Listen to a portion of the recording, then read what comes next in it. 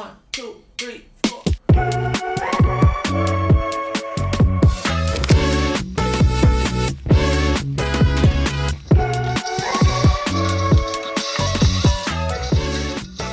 Hey, and welcome back to the channel, and this is the Lenovo Legion Go, one of the main three handhelds in the mainstream market alongside the Asus ROG Ally and the Steam Deck OLED. Now, a lot of the early reviews that you may have seen on the Legion Go are pre-release or units that were given to reviewers super early before retail units were available. And while this is a review unit from Lenovo, I've only had this for about a month, and after a month of using it and updating its software, its graphics drivers, and getting to know the device a little bit more and what I think it's capable of, I think it's time to finally review it. Okay, so let's talk about what's inside the Legion Go. The Legion Go is using AMD's Z1 Extreme Processor, which is basically a custom AMD Ryzen 7 7840U that can perform at a much lower TDP, which means it's perfect for handhelds. Now, besides that, the Legion Go also features 16 gigs of RAM at 7500 mega transfer. This also comes with a massive 8.8-inch IPS display at 1600p and 144 Hz refresh rate. And then you get two USB 4 ports at the top and the bottom of the device, which is awesome, which means that this Legion Go can use eGPUs like the GPD G1 or other Thunderbolt eGPUs on the market. And then you have the removable Joy-Con controllers where, the right controller can be used as a mouse of some sort. But to be quite honest, I don't love it and would rather actually use, a physical mouse. So now that we got the basics out of the way, I wanted to talk to you guys about my experience with this handheld. The Lenovo Legion Go is a massive handheld compared to the ROG Ally. And by the way, 6-month review on that in the next week or two, so be sure to subscribe to the channel so you don't miss out on that video. But yeah, the Legion Go is really nice since you've got a big screen for your games, but man, it's heavy. You're probably going to want to put this on a table and put it on its kickstand and, play with actual controllers. But yeah, after about 30 minutes of playing this on the couch or maybe in bed, my arms and hands just get so fatigued compared to when I was using my ROG Ally. Now, the controller itself, I'm not sure if anyone else who owns a Legion Go feels the same about them, but they feel absolutely cheap. It's kind of hollow, very plasticky feeling, and very lightweight. And the back buttons are kind of annoying since the right one has two buttons next to each other while the left controller has one stacked on top of each other. Besides that, the right Joy-Con controller also features slightly longer bumper buttons that goes up to the side of the controller and an additional button below it, so you're always hitting them if you're holding the device normally. And I guess that, that's for the FPS mode, but ergonomically, it's just not a fun experience, and I often find myself searching for an actual controller. And thankfully, channel sponsor MSI sent out their Force GC30 V2 controller for me to check out and use this on the Legion Go. Because once I put this in tabletop mode, gaming on this just feels way better. The controller is literally $30. It's wireless, it's plug and play on the Legion Go, and my favorite part is that the button switches are rated for up to 2 million clicks. Now, if you guys want to go ahead and pick up this controller, make sure to check out the first link below. Now, besides that though, gaming on the actual device and its performance is pretty awesome, so let's talk about that next. Now, I don't really play a ton of indie games, nor do I play the latest and greatest AAA titles, and on my handhelds, I typically play the following games: Tony Hawk's Pro Skater 1+2, Madden 23, GTA 5, Red Dead 2, Forza Horizon 5, Street Fighter 6, and Persona 5 Royale. These are the games that I typically play on this device, and when it comes to my preferred settings on a Legion Go, here's my go-to setup. So I learned that keeping the TDP mode to balance and OS power mode to efficiency is the best combo for like 85% of the time. The extra 15% you're going to want to go to performance mode, but still keep it in efficiency mode on the OS level. This should give you in reality the best performance with the best battery life. And as for my resolution, I typically use the Legion Go at 1200p and the refresh rate at 144 Hz. Although if I'm being honest, maybe keeping it at 60 Hz might be better if you don't want your games to fluctuate around 60 frames per second or more. If you just want a consistent 60 frames, keep it at 60 Hz.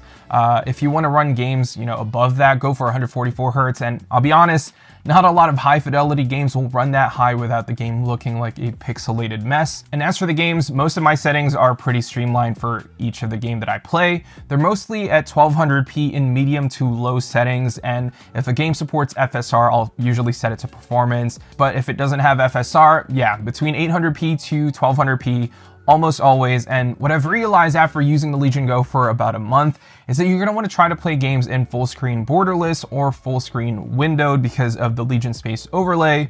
It's just a mess. I'm not sure if there's a way to actually play in full screen and still be able to access the quick settings from Legion Space, but from my experience, I've only been able to access them without breaking the game if my games are not in full screen exclusive.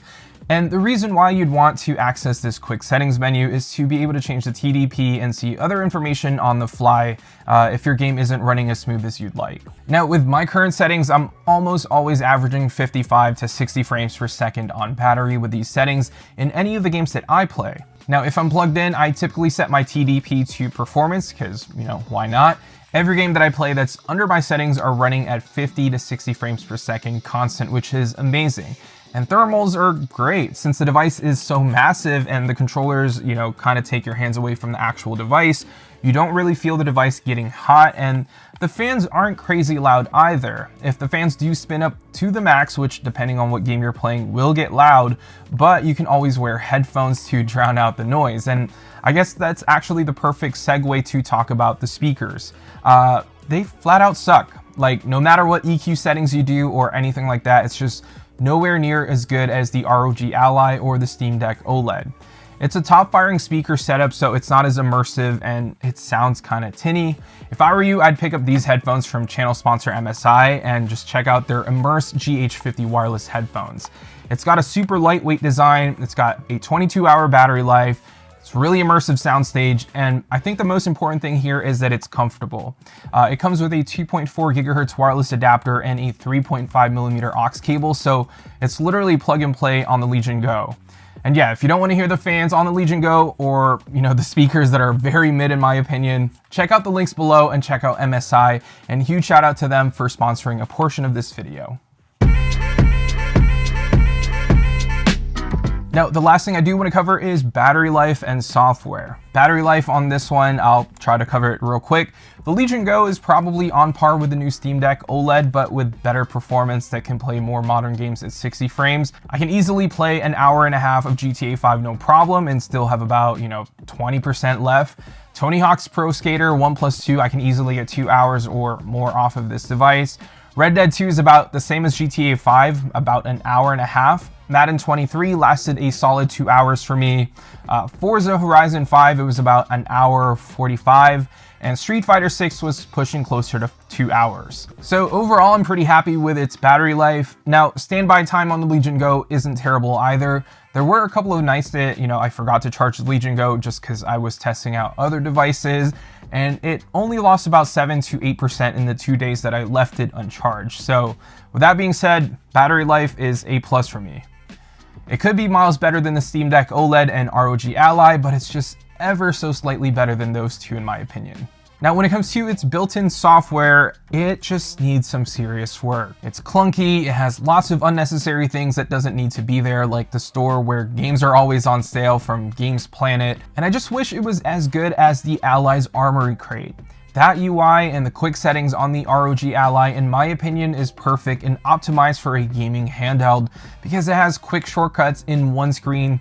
You don't have to tap on different sections like what we have on the Legion Go. If Lenovo can somehow make the UI look a little bit less clunky and have a nice looking launcher for the games that you have, and maybe also add ways to assign specific game profiles with custom TDP, that would be really nice, because right now you can't set custom TDPs for each games that you have installed, and that's one thing I love about the Ally. You just set it and then you forget about it. But also, not having access to quick controls on anything that's full screen is kind of weird, and if the software can somehow penetrate through the full screen game, it will kind of break the game and forces it into full screen borderless or windowed mode anyway. But yeah, that's the Lenovo Legion Go. I think for $699 for the 512 gig variant or $749 for the 1TB version, I think it's a really nice alternative to the ROG Ally, but you have a much bigger screen.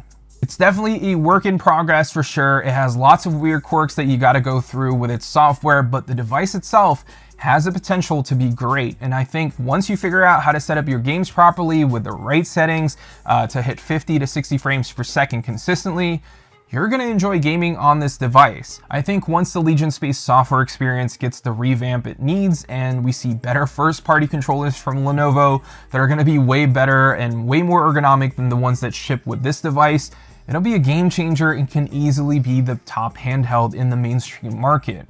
Otherwise, I would just say pick up an MSI controller that I mentioned earlier. It's a good one to use in tabletop mode, and it's more ergonomic and has a much better D-pad for everyday use, especially for fighting games. But yeah, that's been it for this video. Make sure to hit that subscribe button so you don't miss out on the ROG Ally's 6-month review. And yeah, I'll see you all in the next one.